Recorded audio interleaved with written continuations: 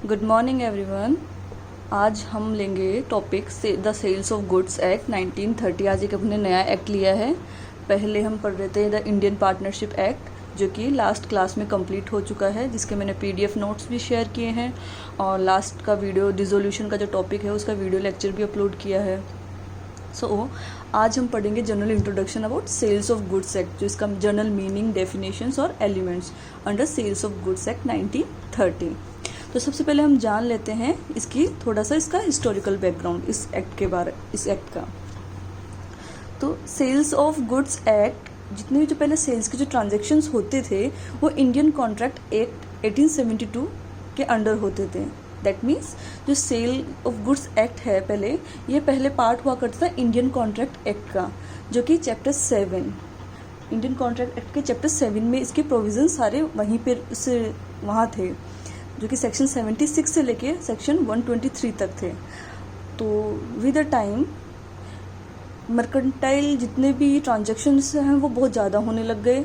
So there was a need to have a new law regarding sale, क्योंकि जो Indian contract act है वो उन रिक्वायरमेंट्स को फुलफिल नहीं कर पा रहा था। जो इंडियन कॉन्ट्रैक्ट एक्ट का जो सेल वाला पार्ट था वो उस टाइम के अकॉर्डिंग या फिर विद द ग्रोइंग टाइम वो इस चीज़ को फुलफिल नहीं कर पा रहा था। सो लेजिस्लेचर ने नया लॉ, इसका अलग से लॉ बना दिया और उसको नाम दिया गया the sales of goods act, जो कि कब एनफोर्स हुआ था 1 जुलाई 1930 को। तो जब ये 1930 में आया था तो पहले इसका नाम था the Indian sale of goods act, ठीक है। फिर लेटर ऑन दे रियलाइज्ड कि मतलब this law has been applied in India only, so there is no need of word India. तो on 22nd September 1963 जो वर्ड था इंडियन, इसको वहाँ से रिमूव कर दिया गया और इसका जो एक्ट का नाम फाइनली जो इस एक्ट का नाम था वो ये था the sales of goods act 1930। जो जितने भी जो सेल्स के जो ट्रांजेक्शन्स होते हैं वो इस एक्ट के अंडर गवर्न होते हैं और जितने भी जो सेल्स के जो प्रोविजंस वगैरह हैं वो सेल्स ऑफ गुड्स के अंदर है।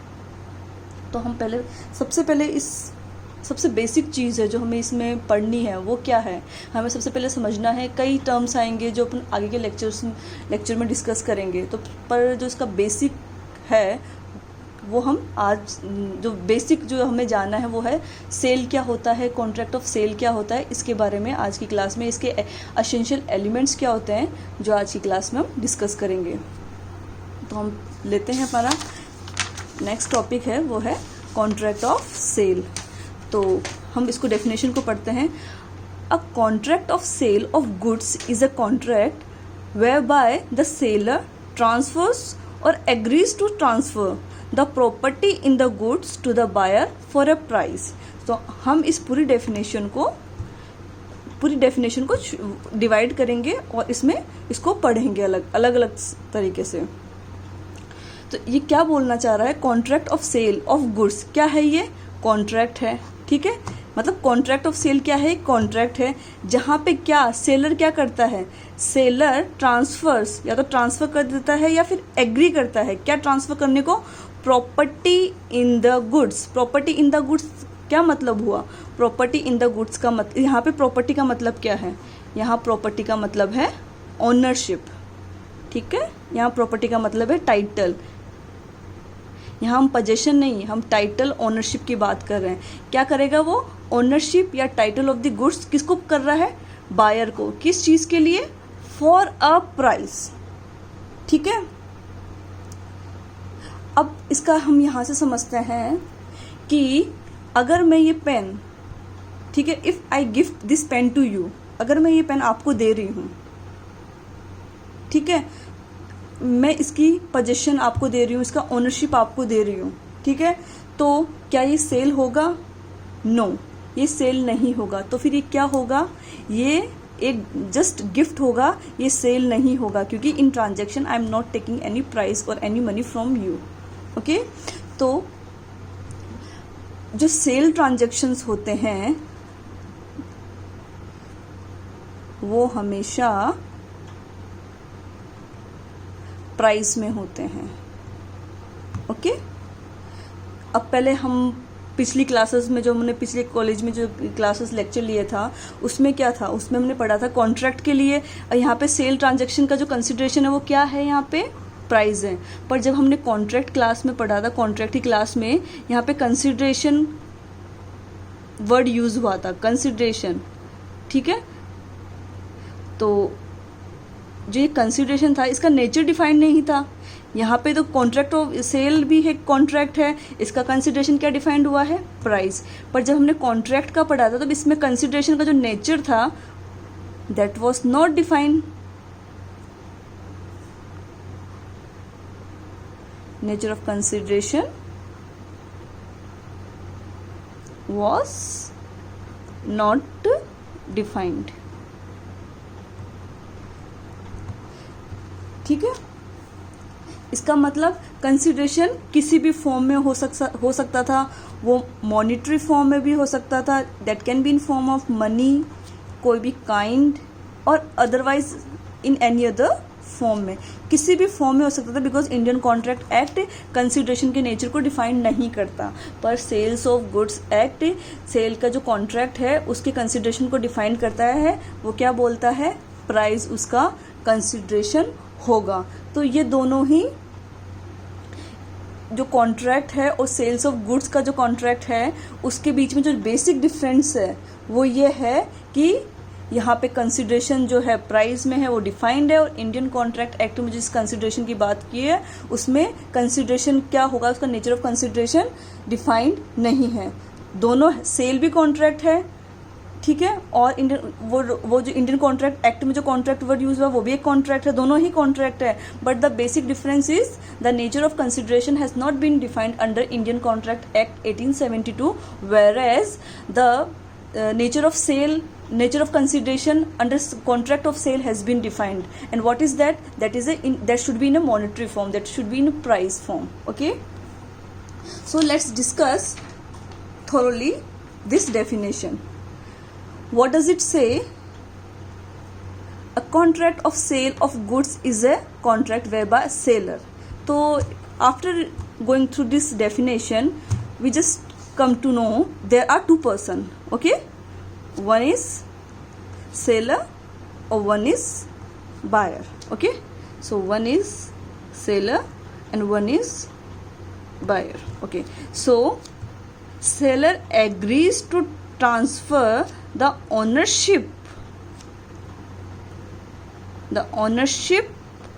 I am talking about ownership, not possession, okay. Ownership. Possession is what? Possession is different from the word ownership. Possession means physical transfer of goods, okay. But here the seller transfers or agrees to transfer to buyer what? Ownership, property in the goods. That means property in the goods. That is what? Ownership of the goods. There is possibility that possession of a goods may be transferred on early stage, okay. It means to say that possession can be transferred before the transfer of ownership, okay, or possession can be transferred after the transfer of ownership, okay. So possession is not important here, the word possession is not important here. So what is important here? Here the important thing is in ownership. For the transaction of sale, the main thing which is required is ownership. Ownership has to be transferred to the buyer for making the contract of sale, okay. So this whole for what? For a price. Seller transfers or agrees to transfer to the buyer what? Property in the goods, that is ownership in the goods, for a price, and this whole transaction is called as sale, okay. इस पूरे transaction को हम क्या बोलते हैं, इस पूरे transaction को हम सेल बोलते हैं। तो इस डेफिनेशन से हम ये समझते हैं कि दो पर्सन है, एक सेलर है और एक बायर है, ठीक है। तो सेलर एग्री हो जाता है, ठीक है, या फिर ट्रांसफर करता है बायर को क्या, जो उसकी जो गुड्स हैं उसका ओनरशिप किस चीज़ के लिए, फॉर अ प्राइस, ठीक है।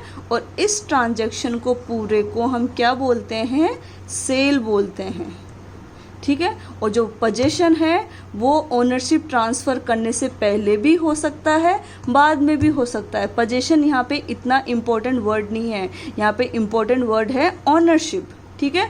पोजीशन का मतलब यहाँ पे क्या है, पोजीशन का मतलब है physical transfer of the goods. अगर मैं ये पेन आपको दे दूं तो that is what, position, I am giving you the position, ठीक है। और अगर मैं इस पेन का टाइटल, ओनरशिप आपको दे दूं और आपसे मैं 10 रुपये ले लूं इसके बदले, for a price, that is what, ownership, ठीक है। ऐसा भी हो सकता है कि मैं ये पेन आपको दे दूं और बाद में बोलूं कि okay give me, I will give you this pen permanently when you will give me 10 rupees, okay, और I will give the ownership of this pen, okay.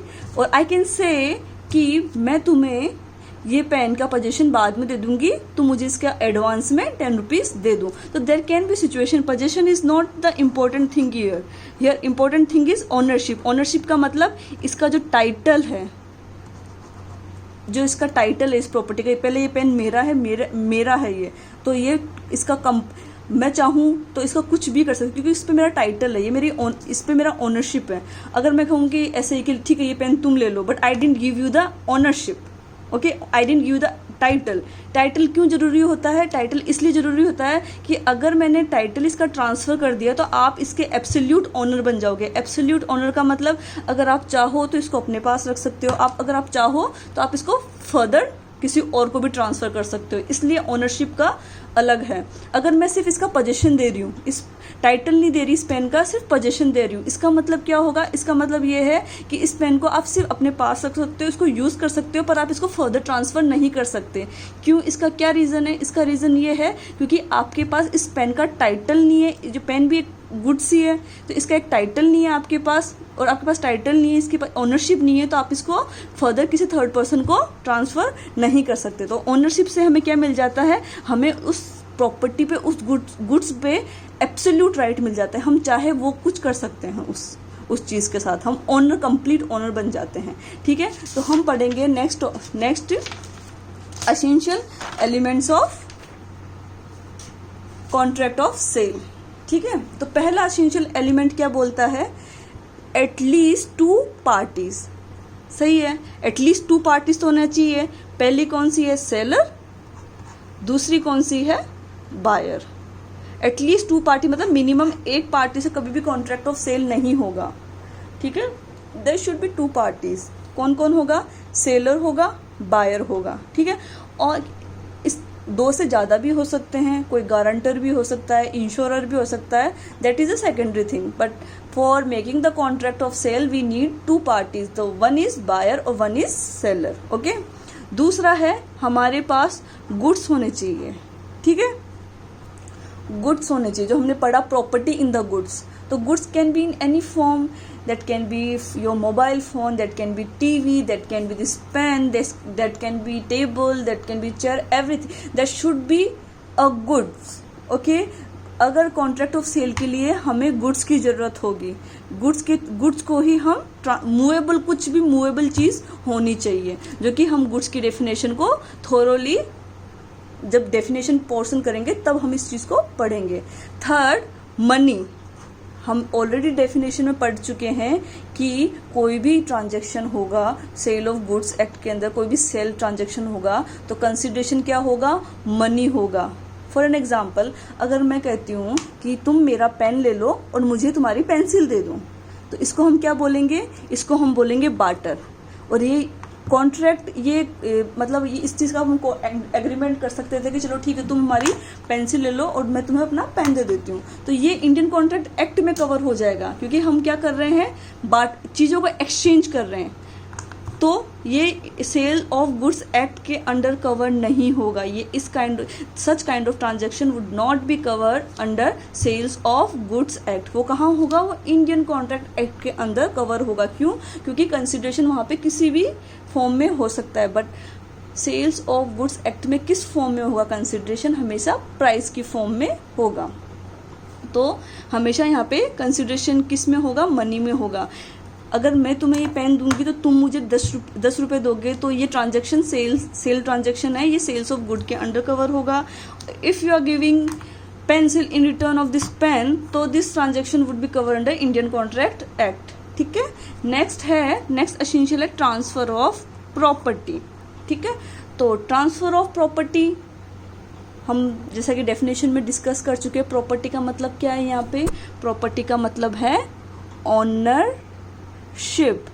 अगर मैं उस प्रॉपर्टी की ऑनरशिप, उस प्रॉपर्टी का टाइटल ट्रांसफर कर रही हूँ, तो वो कहाँ, वो सेल्स ऑफ गुड्स एक्ट के अंडर कवर होगा। अगर एट द सेम टाइम मैं अब समझा चुकी हूँ ऑनरशिप क्या होती है, पोजीशन क्या होता है। अगर मैं मेरे पेन का पोजीशन दे रही हूँ आपको, तो ये वाला transaction sales of goods act के अंडर नहीं होगा और ये वाला ट्रांजैक्शन सेल नहीं है। ठीक है, this can come into under any other transaction, but ये सेल नहीं है, क्योंकि सेल के ट्रांजैक्शन के लिए हमेशा ओनरशिप का ट्रांसफ़र होना ज़रूरी है। और ओनरशिप का मतलब क्या होता है, टाइटल, उस प्रॉपर्टी का टाइटल, मतलब कि आपके पास पूरा राइट आ चुका है, आप जो चाहो after transaction of sale, after transferring ownership, आप चाहो तो उस प्रॉपर्टी को आगे बेच सकते हो, आप चाहो तो कुछ भी कर सकते हो। पर पोजीशन ट्रांसफ़र हो, ओनरशिप ट्रांसफ़र नहीं हुई, पोजीशन ट्रांसफ़र हो गया, तो क्या होगा, तो आप सिर्फ उसको यूज़ कर सकते हो, उसको अपने पास रख सकते हो, but you do not have any right to resale that thing, क्योंकि आप उसके एब्सोल्यूट ओनर नहीं हो।